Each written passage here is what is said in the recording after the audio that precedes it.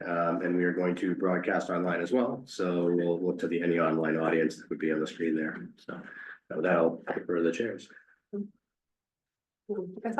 Okay, this is a meeting of the Newburyport Affordable Housing Trust, calling the meeting to order, 6:00 p.m., January 22nd, 2025. And I thought the first thing we should do is go around the table and introduce ourselves. And here's Elaine. So I'm Madeline Nash, one of the co-chairs of the trust. Hi, Susan Cameron. I am the co-chair of the trust. Bruce Shapiro, just regular old member, trustee. Me too, regular old Karen Wiener. Elaine, Sorry. Elaine Nickerson, regular old trustee.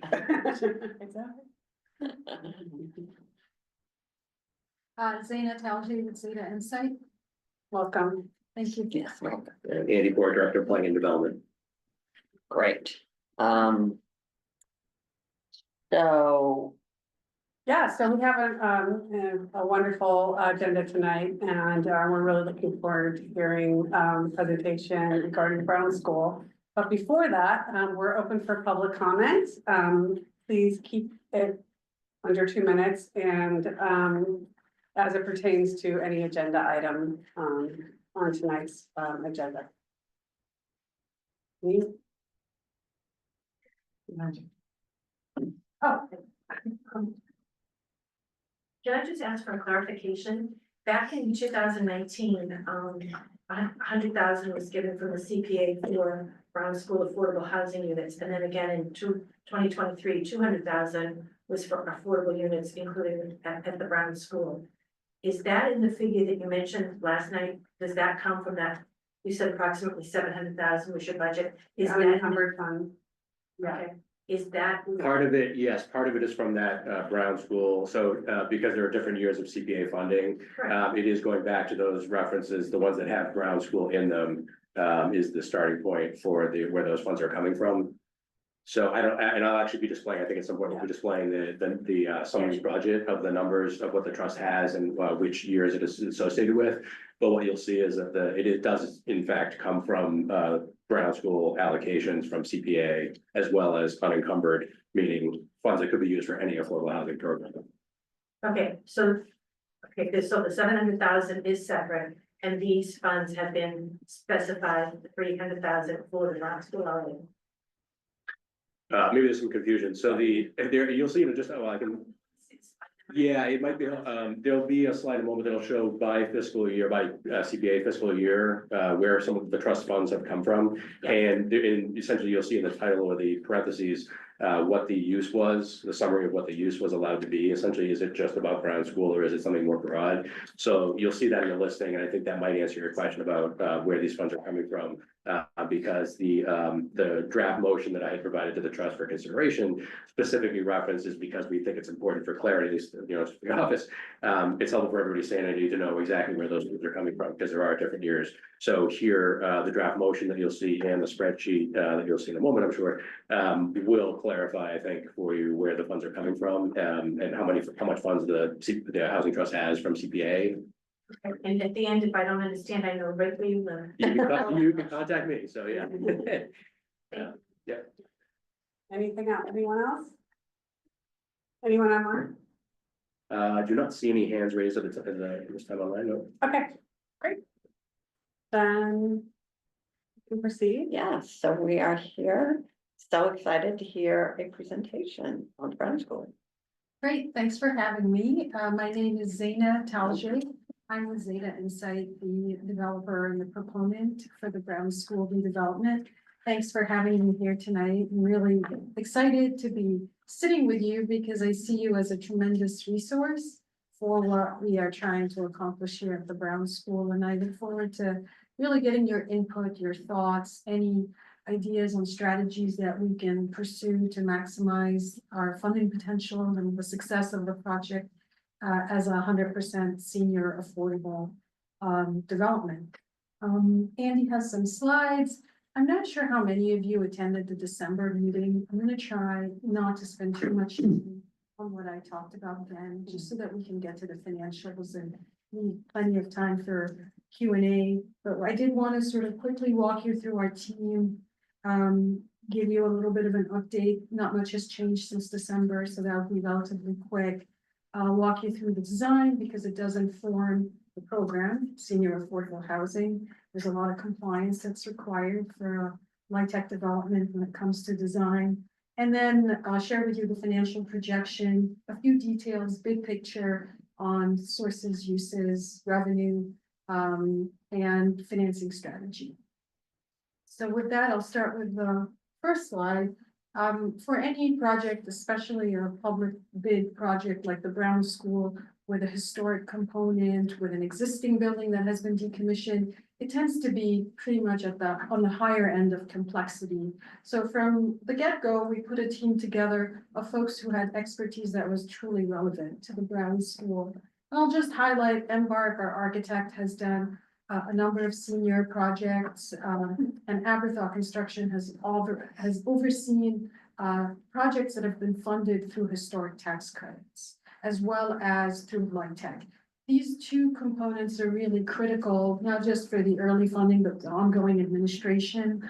We looked at a team as well that had a mix of WBE, MBE, not-for-profit, and we continue to grow the team with that in mind. And that's an approach that I've learned from the affordable housing side, where I've seen the most innovation happen. And I've tried to carry it into my practice on market deals as well. So I really continue to see it as, for me, a continuous conversation around what can we take for best practices from affordable development into sort of the overall real estate industry.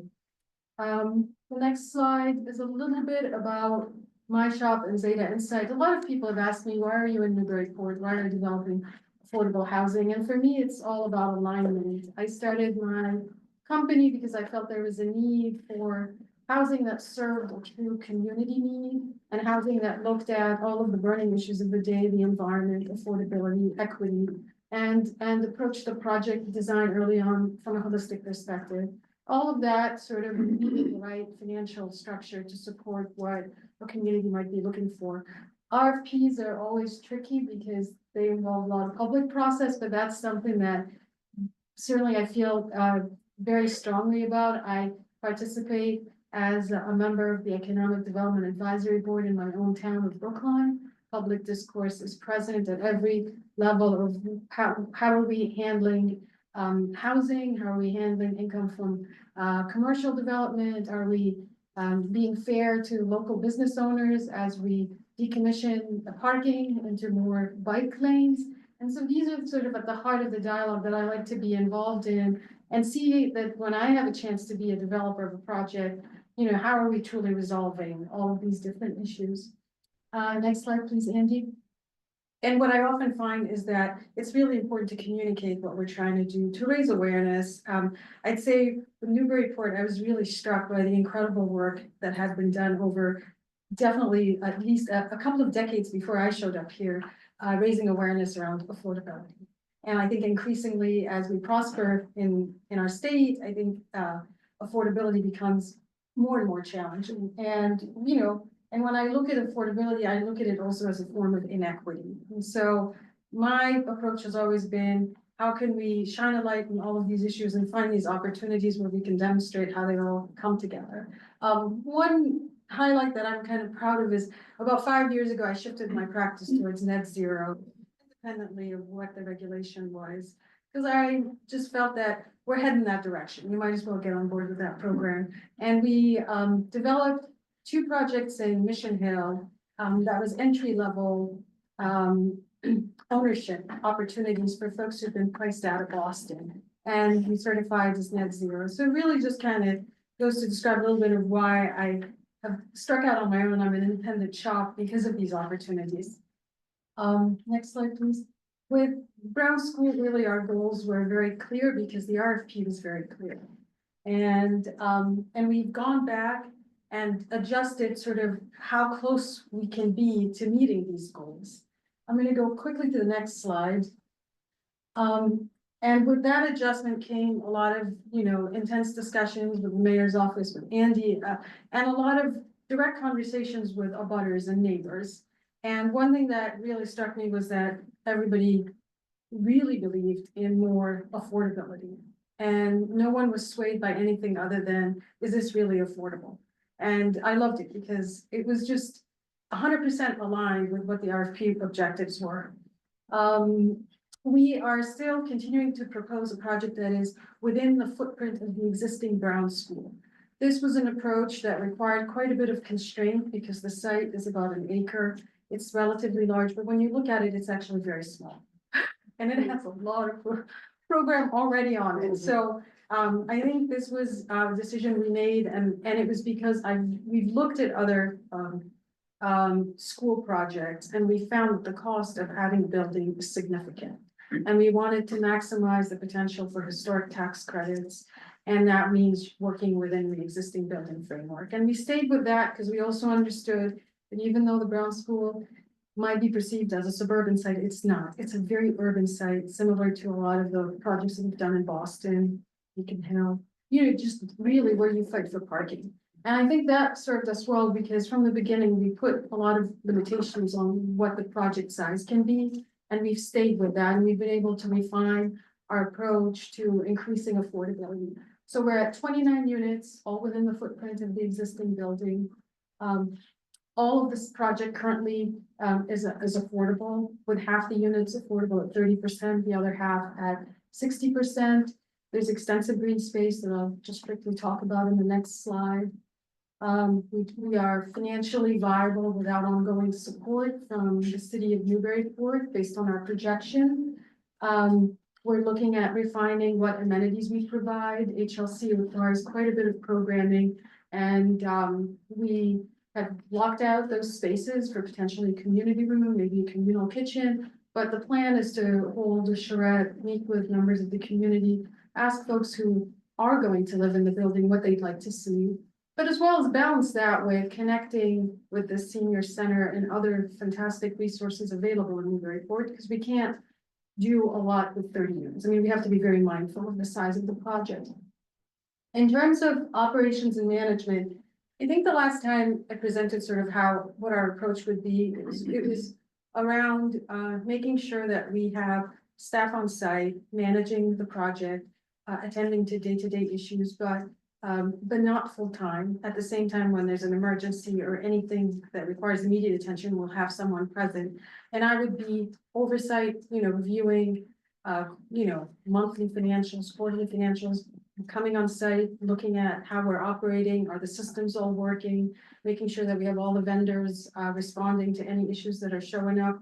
But since then, I've actually kind of had some second thoughts about it. What I really would think it would be ideal on the operating side is to partner with a not-for-profit that is operating senior projects and can bring them in early and have them be vested in the long-term success of the Brown School. So we've started early conversations, and this is just a little bit more of an update since the last time I think I presented the slide. I'm gonna skip tax revenue, and then I guess this brings us to why we're here tonight. An affordable project with LIHTC funding, it requires a demonstration that the local community obviously is vested in it, and this is where you folks obviously come in. Obtaining approximately 450,000 in affordable housing trust funds would go a long way in shoring up our application for funding and demonstrating that we're aligned with the goals and objectives for this development with the city of Newburyport. So yeah, next slide. Not going to spend a lot of time, but it's important for us to kind of say that we sort of walked our talk. When we thought about the Brown School, we didn't just think, oh, how many units can we put in here? We thought, how can we also make sure, for reasons that we would help serve our community, our future residents here in this building, so that they could have an amazing outdoor and connected open spaces that they can enjoy as well. How can we draw the community back into a site that they feel has been part of their story and part of their neighborhood for so long? And really, it started with our architect, Ellen Perker, who's not here tonight, but she describes it as a sea of pavement. and going back in and connecting it by introducing greenery and walkways and sidewalks and weaving it back into the south end.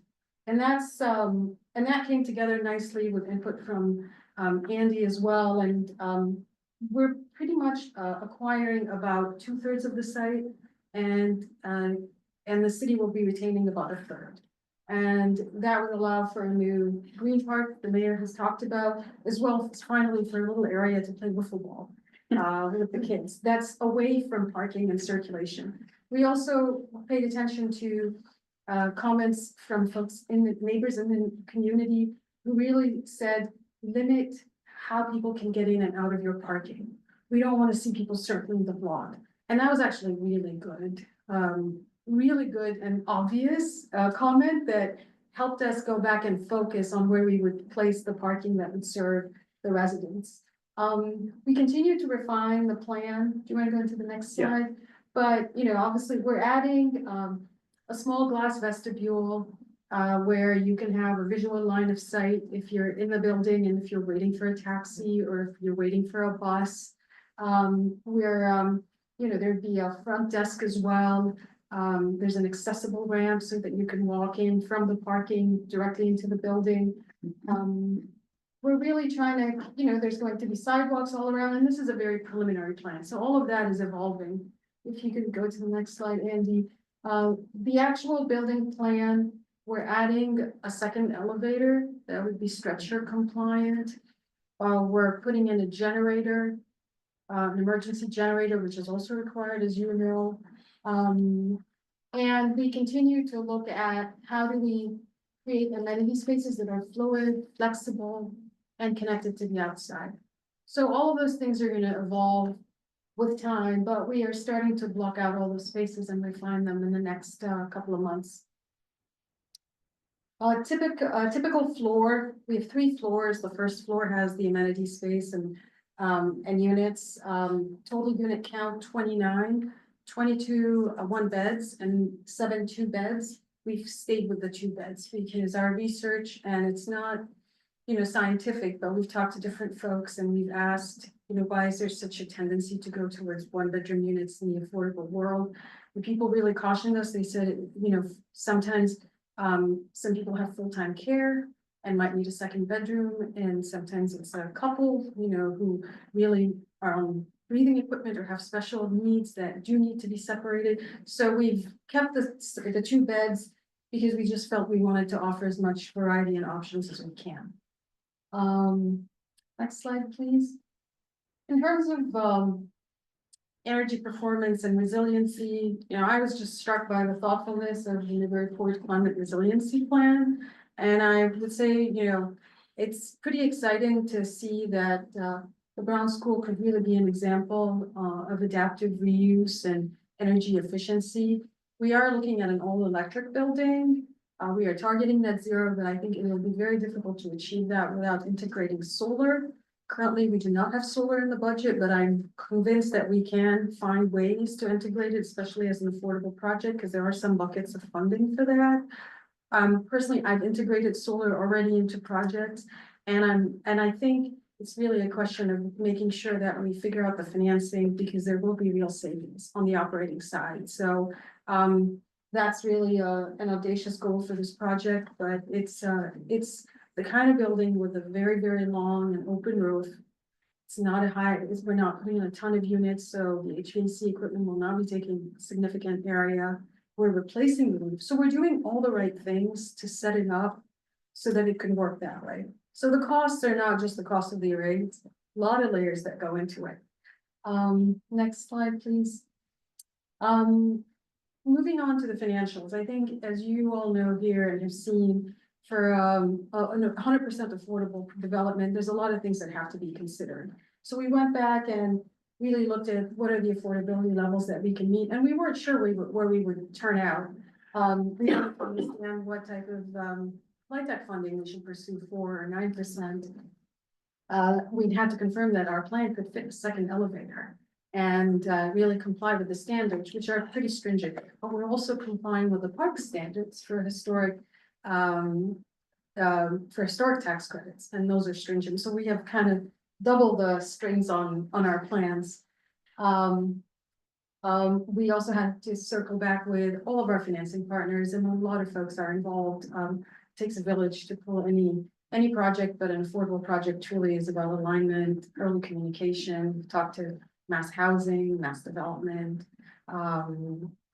Mass Housing Investment Corp, various lenders, to just make sure that we're not being blindsided. You know, there's an appetite for certain types of projects, and financing is about the numbers and the facts and the competitive pipeline. So we wanted to make sure that we were coming to you with a project that is viable.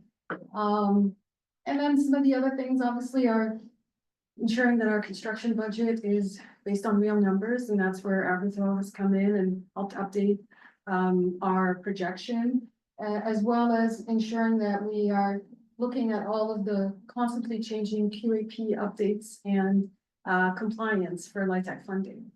I just throw, if I Yeah. could, just a comment on the construction cost management.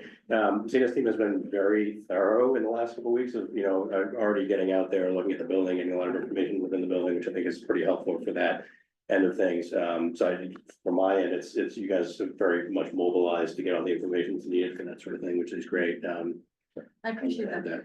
The next few slides, I'll walk you through our financials, and I always add sort of what are the next steps, because I'd be curious for you to give me some feedback, and maybe you see next steps that I'm not seeing. It just kind of would appreciate really any input. And but let's start with affordability. I think you commissioned the housing production plan.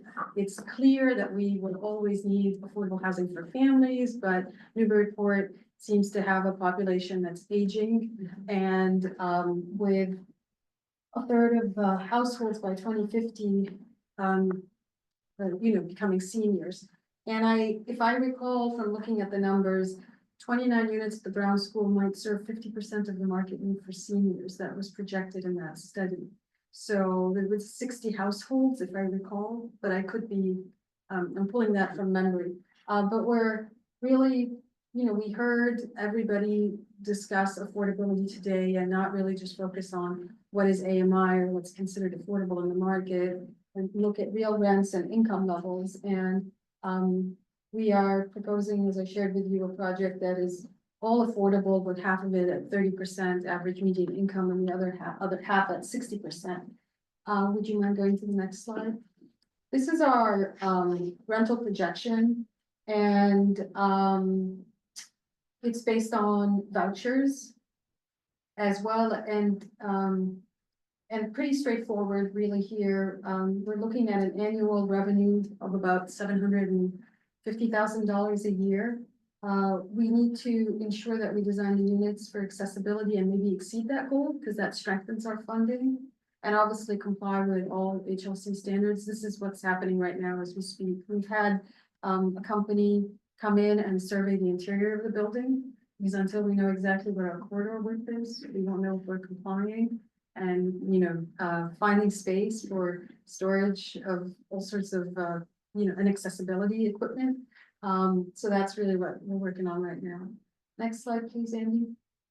In terms of sources and uses, the project cost is about 20 million. There's a slight inflation in this slide because we are showing the seller acquisition note, which is used to boost the LIHTC basis, but it's not. It's the value of the land that's being put in this projection, just to show you how we get to the full numbers. We're going after 9% federal and state LIHTC funds, because we looked at the 4%, and we, and this is something that Sharon Lowenthal, our financial advisor here, can speak to. She's a veteran of the industry for 30 years plus, but her advice has been to really focus on 9%, see if our capital stack can fund the project through it, because 4% not only has more limited pipeline and a cap, but also does not really focus on senior housing. So we're looking at 3.7 million in state and historic tax credits. These take time to sort of for the annual payments to disperse. So that, in combination with really the LIHTC funds, is our principal source. Once you look at the income from the project, there's a limited amount of debt that can be placed on the property. And what you're looking at, the Mass Housing Partnership debt is the 4 million permanent loan. And we talked about the seller acquisition note, which is really inflates it represents the value of the land as opposed to, we're actually paying 450,000 for the land, so. And finally, the Affordable Housing Trust funds that would be really key to close in the gap on the budget so that we can get to those full numbers. For us to proceed with the LIHTC funding, obviously we need site control, we need approval from you for the $450,000. We also are planning to, and are working towards submitting our historic tax credit, phase 1 and phase 2 applications. We're starting with the federal and then going to the state. I believe that's the sequence. And we're also looking to get ready for a pre-application for the Executive Office of Housing and Livable Communities. So those are the next steps. And as I shared with you, close conversations with MHP, MHIC, some lenders, including Eastern Bank, and there'll be many more that we'll be talking to. Next slide, please, Andy. This is just an important slide because it's the actual construction costs, the actual land costs that we're paying for, and our soft costs, including lots and lots of funding for financing and design costs and overhead. We are right about $708,000, right before we updated the project towards 100% affordable, and you know, we hadn't priced in a second elevator and a generator. So I'm relieved to see that we're still in the sevens, and I'm nervous at the same time because we have to stay really south of 700,000. And at the same time, you know, Andy mentioned something that we've been on site, we've got subsidy. Even though it's a very early number, we're not putting a new building in the ground. You know, the mayor has agreed to help us out by demoing the gym ahead of us coming in. That will really clear the site and help us hit the ground running. And we're still looking for potential opportunities to find additional sources for environmental mitigation that can help us with the budget. So it's always going to be a chase of staying ahead of the costs, but it's something that we all face in development and in with all of the inflationary pressures that we're seeing today. So again, we continue to develop the plans and we'll be bidding the project once we're done with schematic design, you know, maybe 50% design development in the next few months. The operating budget is really comprised obviously of the annual revenue minus expenses. Our annual expenses are budgeted at 440,000. We have about 45,000 in resident services, which is based on that $1,500 per unit. And we're really keen on making sure that we stretch it as much as possible. There's been a lot of good ideas that have surfaced sort of from just having conversations with different folks.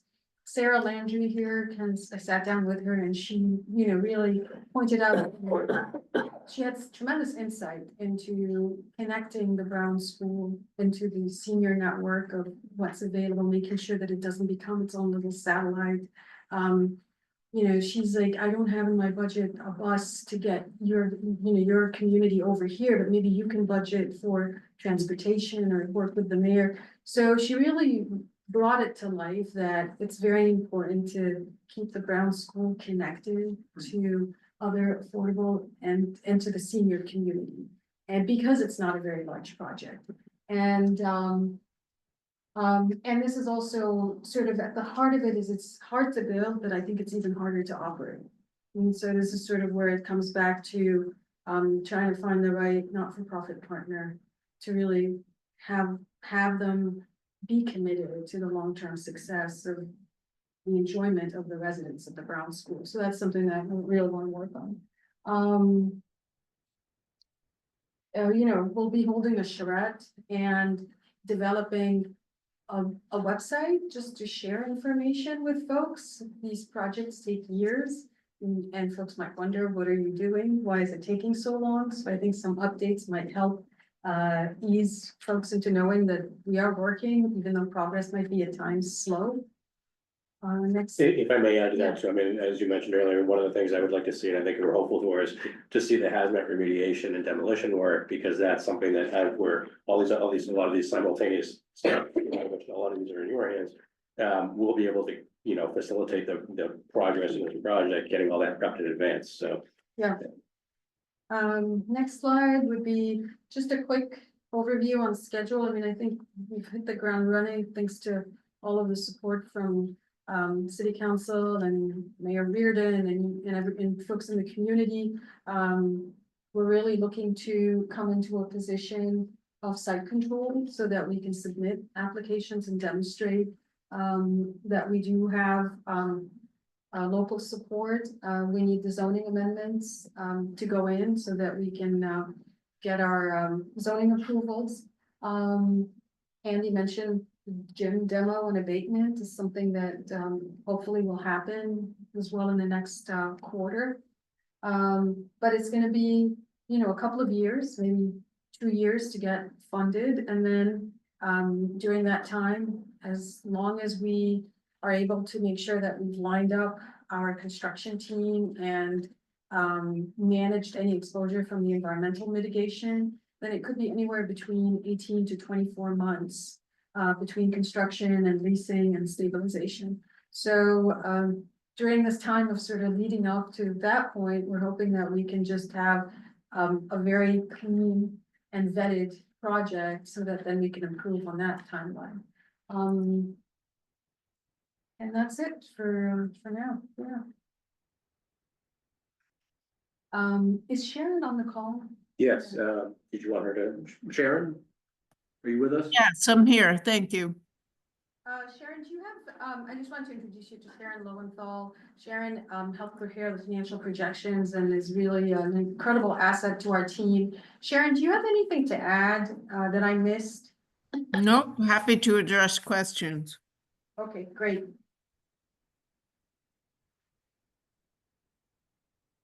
Please start. Question. Well, that was a great presentation. Thank you so much. I'm personally very excited about the project. Now that we're talking about 100% affordability, something very near and dear to my heart. I do have a couple of questions. In regards to environmental assessments. Mhm. I mean, you were talking about hazardous materials and abating the building, but has the city or has that done any preliminary or, like phase one environmental and phase two? Yeah, the city actually undertook those a year or two back, and we undertook those. We have a reasonable amount of information about the scope that's involved and cost estimates to go with that.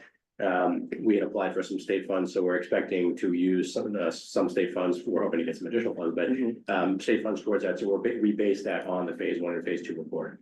Like, did you find like an underground storage tank? Oh, yeah, sorry. Underground storage tank, pretty typical. It's been emptied. We're not aware of any leak issues, so hopefully we're in a good spot there. Typical asbestos wrapping around pipes, some of the mastic in the tiles, stuff like that. PCB around the clock, around the windows. Not stuff you wouldn't, it's things you would normally expect in a school building like. Yeah, I understand about the building, but I'm Yeah. wondering about the site, like, Just the underground storage tank in front of the site, yeah, that's the only known issue with this location, given it's only the time it's been there as a use and not having other activities like a gas station or other, things. Right. And having had essentially homes that, we're probably in a good spot for that, and it's really just the UST that we're looking to remove. That's great. And my understanding, it has not leaked, which is a big Mhm, consideration, yeah. but it's still contained, at least from, Yeah, that's our we understanding. are working closely with the same consultant, Crederi, on the environmental. I've worked with them in the past and, luckily, this is, so we have retained them, so that we could have a seamless transition and ensure compliance. Great. I listened to what you said about the number of 2-bedroom units. Mhm. And I'm glad that you put some thought into that. As someone in my work capacity, I do review funding applications for senior projects, and it did strike me that there was a high number of 2-bedroom units. So I just think it's something that when you do a market study, which is something that you'll have to do for the tax credit financing, you'll learn more about the demand for 2-bedroom units. So it's just, you want to be careful about Yeah. that. I'm sorry, just to clarify, the assumption here is that there's more often a need for 1 bedroom? Yeah, I mean, that's what I have heard, for affordable housing, projects similar to this, often larger, that it's typical that the vast majority of the units are 1 bedrooms, and because of the market analysis. Because So- of what people can afford, maybe. Well, that, the affordability, but also the need, the demand. So, I mean, that's just my understanding of what the market analysis is, I'm not arguing That's one way or the other, With what we've heard, that they're harder to rent. And the that's two sort of- BRs. Yes. Yeah. And so I kind of was, harder to rent, or is it the lack of need? So I think you're right, we'll have to validate it through the market study. Right. And what will happen as we look for compliance with bathroom and kitchen sizes, I have a feeling that the units might end up turning into 1 beds as well. Just because, The turning radiuses and, the Mhm. accessibility, especially for senior property. Right. Can I interject real quick, just based on that comment? So if you do discover that, maybe less 2-bedroom units is, marketable versus more 1-bedroom units, this is sort of out of our lane anyway, but with respect to the zoning change, you may want to consider a bedroom count standard versus a unit count standard under the Mhm. zoning. So that you're keeping the same number of bedrooms, Mhm. but you're not prescribing how those bedrooms need to be Yeah. distributed, whether they need to be 2-bedroom units or. Yeah, it's a good idea, and we can keep that in mind as we move forward with the city council and the planning board during the hearing process. I mean, I certainly am open on that, and, my view, more flexibility, generally speaking, here is beneficial. For instance, just conceptually, when we talk about a zoning change, we might normally think of, zoning something for 30 units or 40 units, but, sort of 29 specifically. Obviously, here we've vetted a specific project, so there's a comfort level with that specificity.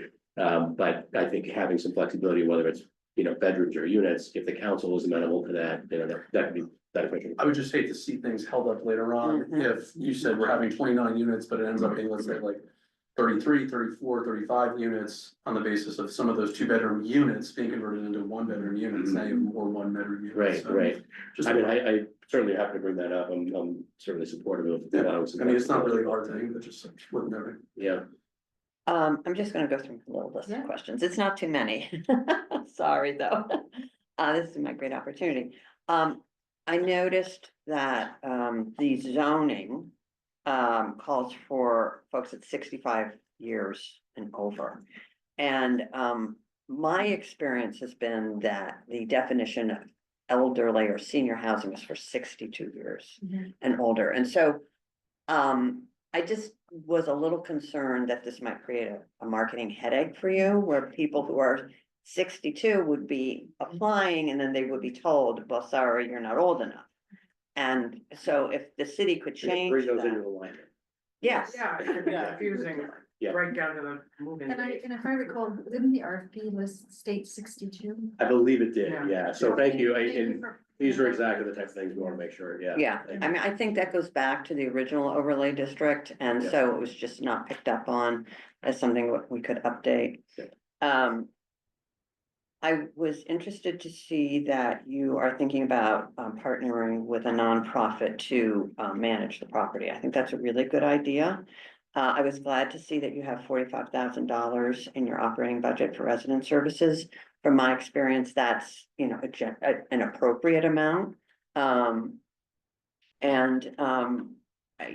do think that folks who are experienced in managing affordable housing for seniors, have some track record with Mhm. that would be a real plus for you moving, over time. On the, you talk about income coming from the MRVPs that in certain funding rounds with the state, the supportive housing round, you can request MRVPs that come with the 1,500 per unit for supportive services. My understanding is that that is the only round that you can request what we call eMRVPs, it's enhanced MRVPs. So typically, I mean, this is sort of getting into the weeds here. but my experience has been that with the supportive housing round, you can request the 4% tax credits. I've not seen 9% tax credit deals in the supportive housing round. I do think the supportive housing round would be a good place for you to compete. They tend to be smaller projects, you know, for seniors with supportive services. But, you know, EOHLC may say they want to see you in the big round and they want to see you go after 9% credits. It's just, so you might just want to keep in mind that that little funding source from MRVPs may not be something that's available to you if you go for the 9% tax credits, but it might be worth it to you because you might be able to get more tax credit equity. So I guess I was curious if Embark has done state-funded senior housing, affordable senior housing. I think the Ellen Perko has done senior affordable housing before joining Embark. Okay. Who was our architect on the project. Okay, so the project architect, Yes. because, yeah, I mean, I think it's great that you're aware that there's a lot of design considerations, and there is a senior design checklist Right. in the QAP, so having your architect be familiar with that would be a good idea. And it's extensive and open to interpretation, and we Yeah. really are starting to have discussions around what is required and what is optional, especially for the historic building. So, yeah, it's gonna get pretty gray fast, and there's not a lot of flexibility on the Parks Department side.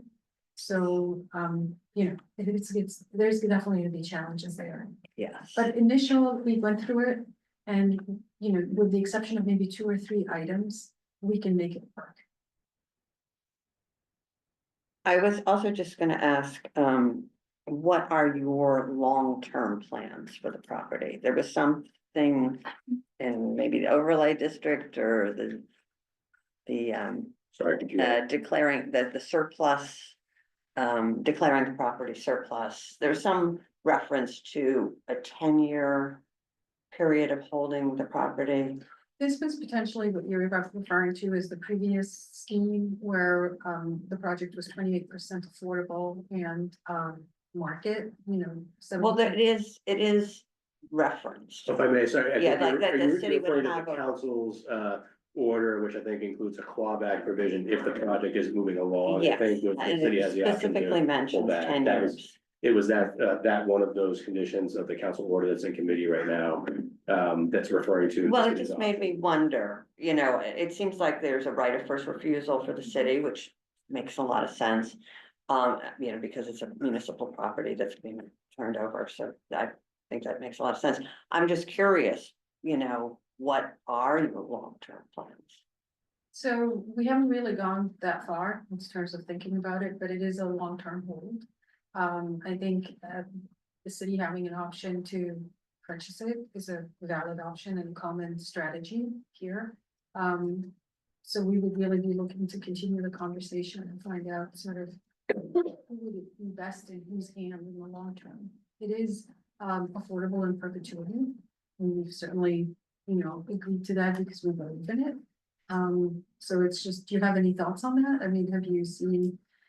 No, I was just sort of curious. I mean, we often see nonprofits developing affordable senior housing, and they're sort of in the business of creating housing like that. Even some of the for-profits like Beacon or, you know, Trinity, I mean, they tend to when they hold them, you know, they don't sell them. But that's, yeah, part of their business model. Right. So I was just sort of curious if that, you know, what I hear you saying is that today your intention is to hold it long-term. Yeah, and with the intention of also bringing in a not-for-profit operating partner for that purpose, so that there is continuity. Mhm. That's my little list. Good list. Yeah, very good list. Karen, Lane, Drew, anything else? No, I would just say that I'm really excited and. Your comments overlap mine a little bit. I was, having managed, I've done both the management and the compliance monitoring of senior housing, but as a manager, I will tell you, it's good to have someone there a lot. a lot of chats Mhm. with folks about things you can't believe. So, I mean, that's true with whether it's, you know, affordable or very, very high end, because I've done both. It's just, you know, people are, if they're living alone for the first time, elderly, they tend to, elderly, I'd qualify age-wise for this place, but, you know, there's some chatting, so. And if they don't have an opportunity to do that, and some of it's legit, but if they don't have an opportunity to do that, things can get a little awry. So I'm glad you're talking about a little more on Yeah. site. That's great. I would just comment, I just wanna, you know, thank, really the mayor and your team for coming together.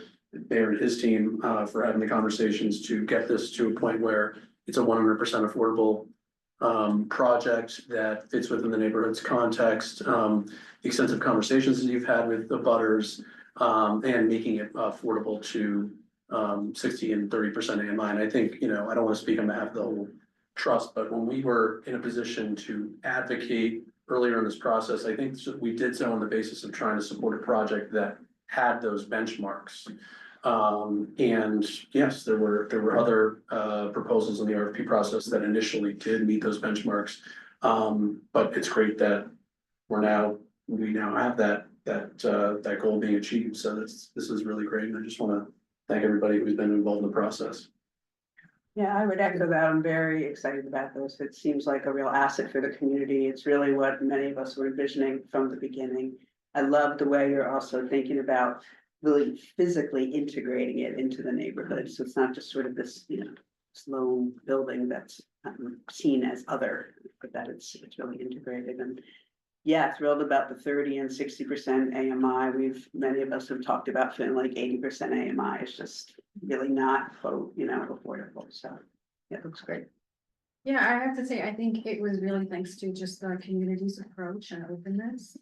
I think Newburyport is very open about what it likes and what it doesn't like. That's facts. And I just kind of really watched the conversation unfold in every step of the way. It was discussions with Mayor Reardon as well as Andy and Kim about, can we do this? And I think they opened the door to you know, collaboration. And I don't think we could have gotten to this point, because even though we started not where we wanted to be on affordability, had we not really been restrained in the density, I don't think we would have gotten everybody on board. And what happened was, I noticed folks not arguing about density, but arguing about affordability. So, and somehow it works out that we were able to fund a 29-unit project because of the capital stack, the combination of historic tax credits and LIHTC. So we're hitting this very unusual and special moment in time, right? And it's unusual because it's very hard for a project less than 55 units to achieve that. So I didn't know where we would be, but I'm really glad that we were able to work through it and kind of stick to it. And I look forward to really any input. We can have additional meetings. I just look forward to really tapping into your expertise here and making sure that we don't get blindsided, because there's a few years ahead of us. And I would just add that I know, given the gaps in between, you know, your meetings and the things that are happening, obviously Caitlin and I are here to continue to update you in between. Obviously, we wouldn't necessarily expect you to be at every meeting, but we can update you periodically as to what's happening at the particular time. I just want to comment on the three documents, the proposal, which is lovely, the motion language, the surplus document language, and the zoning language are all just a little bit not, you know what I mean? I just, and to your point, Drew, I just want us to make sure we have some flexibility. I know in our document, it says no less than 29 units. Great. You know, that's a nice phrase. I think, you know, we don't want to get to the point where you're converting twos into ones or studios or whatever. And we should be looking at bedroom and versus units, because with that, we don't want a trip later on. Other than that specific reference, is there anything else that pops to mind in terms of, because obviously we're hoping to be, everything on the same page Aligned. consistently. Yeah, I just think Yeah. just another eye, just look Okay. at all and just make sure the language matches, like the 65 versus the 62, that's Yes. a perfect The example. number of parking spaces, I'm not sure if that's. something- Yeah. That's being addressed through the zoning, Okay. yeah. Yeah. Thank you though. Yeah, no, and it was really helpful to review all of that at once because it allowed us to be like, oh, wait, this, if we had seen those independently, we wouldn't be able to make that analysis. Yes. Yeah. Right, and it's helpful to have, it's very important to have all that context. Yeah. I think the affordable levels is only, the X number of units, it's 30% and X number of units, it's 60% AMI is only specified in the vote that the trust is going to be considering tonight for our commitment of funds. It's not, the affordability levels are not specified in the zoning overlay or the Yeah, surplus. you refer to inclusionary, but you don't specify. Correct, Yeah, correct, it doesn't have this level of specificity. Correct. Which maybe is a good thing, I don't know, but I. For the same reason, I guess, as I mentioned, I'm Right. skeptical about the idea of throwing in too much Right. specificity, that's, the perfection, being Correct. the enemy of the Yeah, good. I'm fine with that. I was glad to see the reference to the inclusionary zoning because that's at 60% AMI and below. Right, and you're, right. I mean, just looking at income and it made me think of a question. So we were talking 2 years to financing another 18 to 24 months for build. Those incomes are gonna increase by a lot in 4 years, you know what I mean? So that operating. And the rents will go up. And the rents will go up. And the cost will Right. go up. And the cost, right, so it's all relative, but, Because it's historic tax credits, those will go up too. Correct. So we have some immunity against sort of all the exposure. And it's unfortunate that that's how it works. Yeah. It is sort of, gives me some relief to know that we're putting a full number on the pricing early on. But there's some ways to hold up against additional exposure. And maybe interest rates can go down a bit and the tax credits go up. Yeah. So there's, it's a fine art of Right. hoping Yes. that the stars align right at the Yeah. moment when the project moves forward. I was glad to hear that you're working on getting your application in for historic tax credits, because that's through the state historic tax credits. It comes through awards that are made 3 times a year, so you need to start, getting those commitments as soon as possible. Yeah, I authorized the team to start drawing after our December meeting because of the positive sort of reception. It's always risky when, the pre-construction funding is really very valuable dollars because it's not a lot of upfront costs without the certainty. But we have started just to, and I really feel that we're in a great position to succeed here, but we can't lose time. Right. And it's already been a long time in the waiting, so. Okay.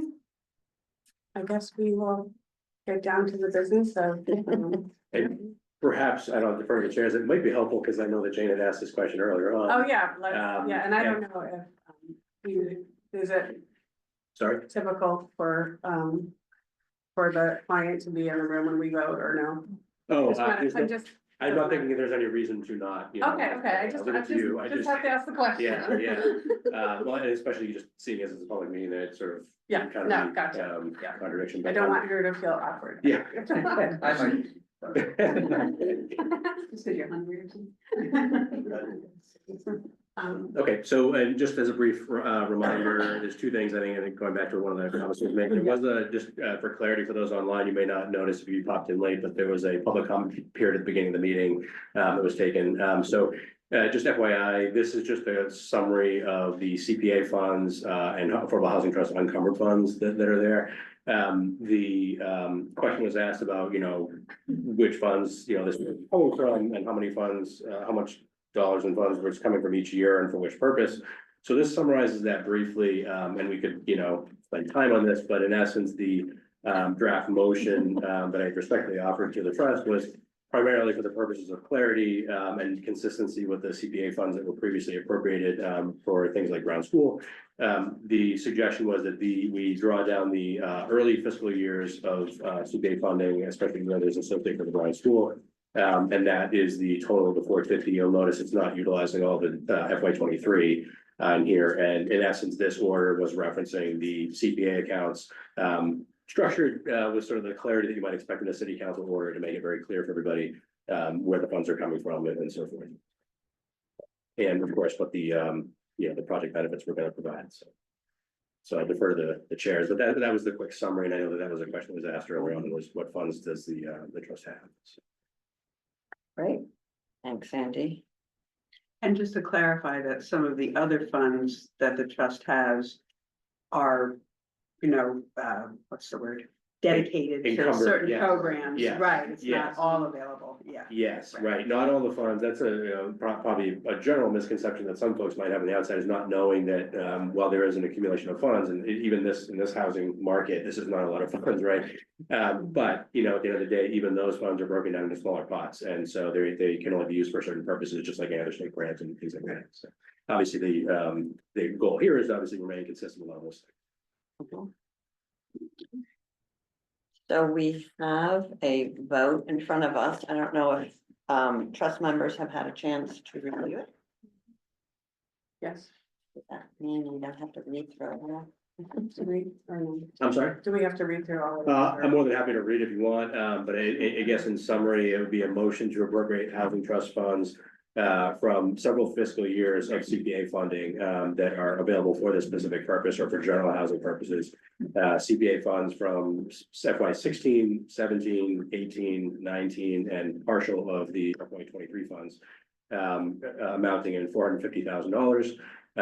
The housing trust, of course, would still have funds. I would note, I just add as a footnote reminder perhaps that perhaps leave it to you as a separate question maybe after this, but it seemed to make sense. You might want to consider, although it's late in the cycle for CPA, asking the CPA for funds to help replenish the funds. And we know that the housing trust is in a better position to mobilize funds, and that's why we try to make sure they're here. So it can be mobilized when a project is there. It's a little faster, of course, than go to the CPC/council cycle. So that's beneficial. And I think here, even though we originally thought that might not be the case, it would be beneficial in my view to ask for some denomination, if you will, from the CPA and have that moved over. But all that being said, the second portion of the order or motion is just to clarify that, the understood benefits of the project here are going to be consistent with where, as was mentioned earlier in the discussion, the housing trust was talking back in December, in our last meeting, that, where a project is 60% or deeper, where the 80% is perhaps too much these days, right? That would be a project that the trust could support and would make sense, given everything we've talked about in terms of housing. So this is just essentially in recognition of that this is the public benefit that's coming out of it, and the trust knows that it's getting that public benefit consistent with the affordable housing objectives you've identified in your housing plan. So it just outlines that. I think the 29 units is just to make sure that you're getting that, total number of units. Obviously, to Andrew's earlier point, we want to make sure we're as flexible as possible. But I know that there was some debate, of course, about everybody being satisfied that we're sort of, where something's happening and really get the specificity involved. So this would provide the funds. It would enable things to move forward. And the two things that I suggested adding there are just, one is authorization for the co-chairs, both independently and jointly, as needed because of your availability and all that. Just because of keeping things efficient, you'd be able to authorize any and sign any forms and contracts or agreements, things like that, just to transfer the funds consistent with this. And that's pretty typical of when the city council does that. They simply just authorize the mayor. And that's just for the actual paperwork end of things. And the other thing I was going to suggest was just that you also authorize the chairs to sign letters of support for these other programs. That's, it's a little easier to do that when you've authorized it here. We've made it clear than trying to do that in between meeting and having debate about whether or not the body has decided to do that versus an individual member. So would be beneficial in my view to add that, include that as well. Oh, Judy has her hand up. Okay, are we taking questions? Yeah, I don't know if you can take questions by I defer to you. say hand raise them. It's up to you guys. I feel like we. Can we wait? It's all right. Yeah. Yeah. My big- Okay, is there anything further? After that, okay, before, I make the motion, I just want to disclose, because Zeta, has mentioned in the proposal that, you're working with Massachusetts Housing Partnership. I am employed by Massachusetts Housing Partnership. I am the Associate Director of Homeownership. I have no line of sight on the rental financing side. I don't stand to benefit by any deal or anything that would happen at MHP and with you. So I just wanted, I'm gonna go ahead and vote because I just wanted to disclose that so that everybody's clear, if everyone's okay with that. That's great. Okay. While we're disclosing. I have mentioned this at other public meetings, but I am employed by the Community Economic Development Assistance Corporation, known as CDAC. And we provide pre-development funding for affordable housing projects. And we also review applications on behalf of Executive Office of Housing and Livable Communities. And so if anything came to my organization that had to do with this project, I would not be involved with it, you know, so. And things like that happen. There have been other projects that are located in Newburyport and I just don't get involved in that. So, I just wanted to make that clear that I've talked to my boss about this and he has no concerns. We just would have other staff deal with that responsibility. So while we're making. I've spoken at a few meetings as a neighbor of Brown School, and I am a neighbor, but I'm not an abutter, so I just want to make that clear, I'm not an official abutter, I'm two houses back, so just in case anybody. Any other confession? 10 years ago. I used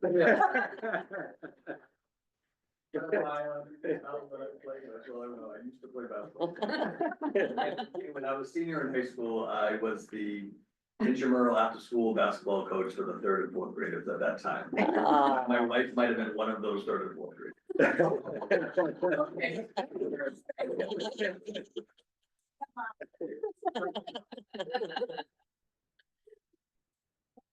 I have nothing to disclose. Meaning, can I make a motion? Yes, Please. please. I'll motion that the Affordable Housing Trust adopt the motion as written and presented. Second. All those in favor? Opposed? Thank you all. Oh, so exciting. We will be very excited to come back and give you further updates as things progress. So, Yeah, thank you. Absolutely. This will help This you is, make each step, you know, going forward easier. We've been waiting many years to make this motion and vote. I know, I'm thrilled.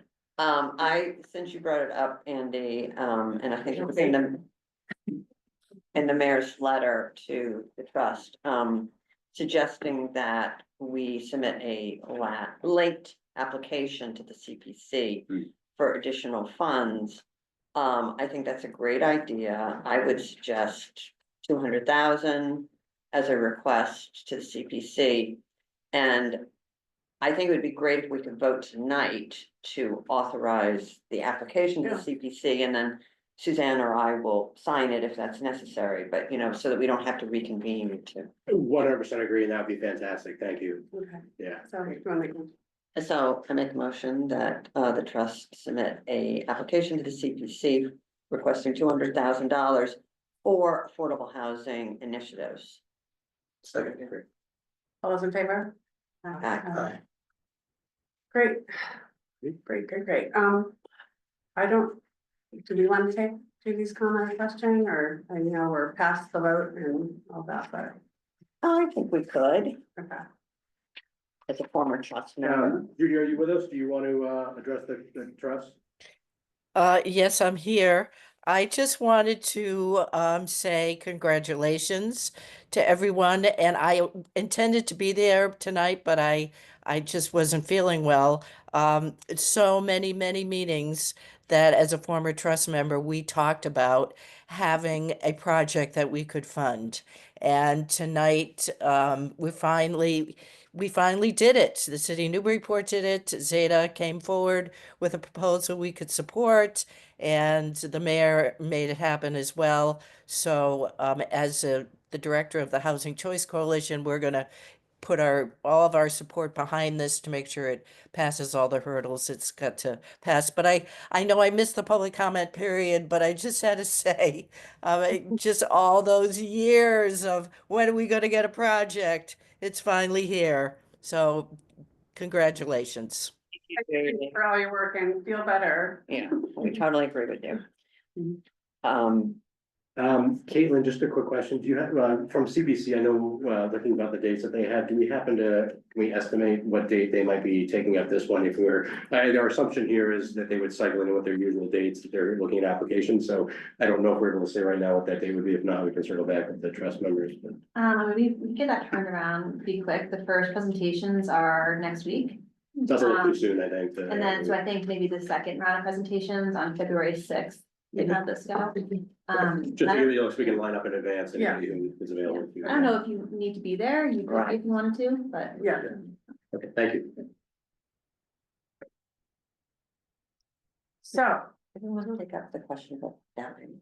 yeah, so I just had one other item, under other updates, and I don't know, well, does staff have any other updates that you wanted to mention? I think it's fine, yeah. Okay. Thank you. It was a pretty productive evening, so. It has been, yes, and thank you. We're almost to the end here. But I did want to raise something. So we've had very little, if any, uptake on our home port program for our market rate units. Okay, so for up to 100% AMI, first-time home buyers purchasing homes in Newburyport that are not deed restricted. And, just, with this rising interest rate environment and the upward pressure on purchase prices, I would like to know, and I would like to propose that we increase that 20,000 benefit to 30 or even $40,000. I would rather help 5 people than no people, right? So I think we can tinker with some of the language or what have you, but I think if $20,000 is not enough, it's not worth it, then I would like to, I guess, understand the process of, do we need to go back to the CPC to get that modified, or can we, I since don't- we already have the allocation? Yeah, I'd have to say, I don't think, we could review the language, but I don't think it was specific enough to limit you on that cap per, it was basically the program with, so I don't think that you're limited by that here. I think Okay. you left yourself flexibility for understandable reasons. That's a market driven, kind of thing. Okay. So I don't think that's an issue where it has to go back, but Caitlin and I can just confirm that for you. Okay, Yeah. so I don't know, we can discuss at our next meeting, but I just wanted to put it out there for consideration, just to, be responsive to the conditions we find ourselves in right now. That's a great suggestion. I would suggest we go for 40,000. I mean, if. I just think nobody's been able to use the program for so long. It's Yeah. very frustrating, Yeah. and we know that prices are only going up, so. Well, if the average home is at least 800,000, right? 40,000 is 5%. Yeah. The least expensive property on the market today, I checked, was 515,000 at Woodman Way for a 2-bedroom condo. Yeah, so anyway. All right, so we'll decide at our next meeting. Yeah, Okay. I just wanted to Mhm. throw it out there for that. And then there are no other updates, I think. Do we have minutes, or do we want to do that No, next time? next Okay, time. we'll do that next time. Okay, great. So next meeting date, You all have one meeting. next meeting date. Next We meeting? can Take a look.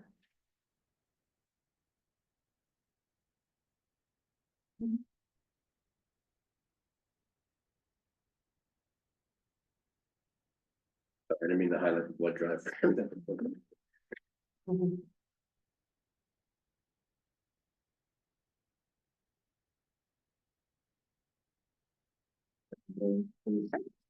Where is that to the, oh, we're looking at. That's the state of the city. Oh, that's the state of the city, yeah, okay. The 20th, is that too soon? I will be out of town, I'm That's February fine. vacation. It's cool vacation, if you guys can proceed without me, that's fine, I'm just Maybe letting do you it on know. the first week in March. I will then be out of town, but I could join by Zoom or whatever. Yeah, I'm fine with it. I'm not going anywhere. I'm fine with, I mean, maybe we should do the 20th, just in case there's something related to the school. I mean, I can potentially jump on Zoom, I could jump Yeah. on Zoom, I mean, If potentially. we need a forum. I mean, if you're like, yeah, I don't know, I'll be out of town, but it'll You be should be fine. enjoying yourself. So you're saying on the Are you 20th? kidding me? I'm enjoying myself. Okay.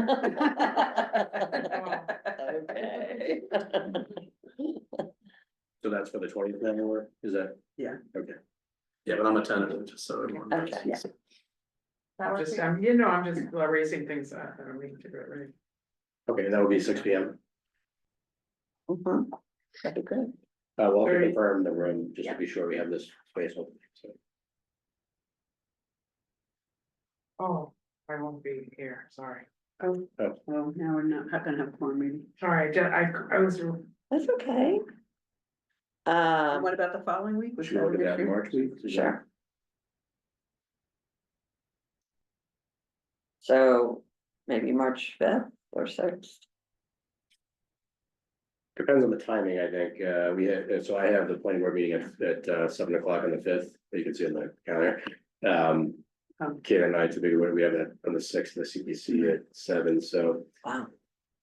If we're part of that meeting or facilitating and helping in some way, we would have to not overlap. I'm good, the 5th or the 6th. I will be out of town, but could probably join. Elaine, I'm, this calendar, The 5th, I mean, the 6th. either is fine. To the sea. Yeah. Fifth, what time would that? I can't get here before 6 on a Wednesday. Would you be okay with having what is essentially, I would imagine, sort of like a 45-minute meeting, only because I would basically have to be downstairs and. We can do it. 7 with. Normally, we can do that, right? Yeah, we can Yeah. go, yeah. We love short meetings, so yeah. okay. Yeah, so March Alright, 5th. Sounds good, so we'll go with 6 o'clock on the 5th. Yeah, okay, good. Great. Motion to adjourn? So moved. Yeah. All those in favor? Bye. Thank you, everyone. This is such a great day. I wish I brought a cake. I was.